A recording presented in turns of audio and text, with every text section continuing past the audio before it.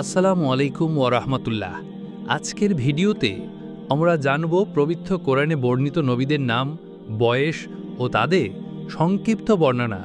দ্বিতীয় পর্ব। হজরত ইসাক আলাইহিস সালাম তিনি আনুমানিক ১৮০ বছর বেঁচে ছিলেন।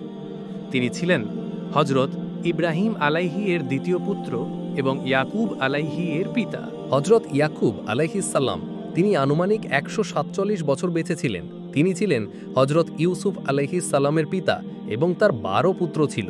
হজরত ইউসুফ আলাইহিস সালাম তিনি আনুমানিক ১১০ বছর বেঁচে ছিলেন। স্বপ্ন ব্যাখ্যার মাধ্যমে তিনি মিশরের রাজদরবারে উচ্চ সম্মান পান। হজরত শুয়াইব আলাইহিস সালাম তিনি আনুমানিক ২২০ বছর বেঁচে ছিলেন। তিনি মাদিয়ান জাতিকে অসততা ও মাপে কম দেওয়া থেকে সতর্ক করেছিলেন। হজরত আয়ুব আলাইহিস সালাম তিনি আনুমানিক ২০৯ বছর বেঁচে ছিলেন। দীর্ঘকাল রোগে ভুগেও তিনি ধৈর্য ধরে ইবাদত চালিয়ে যান। আল্লাহ তাকে পুরস্কৃত করেন। হজরত জুলকিফল আলাইহিস সালাম তিনি আনুমানিক ১৪৭ বছর বেঁচে ছিলেন।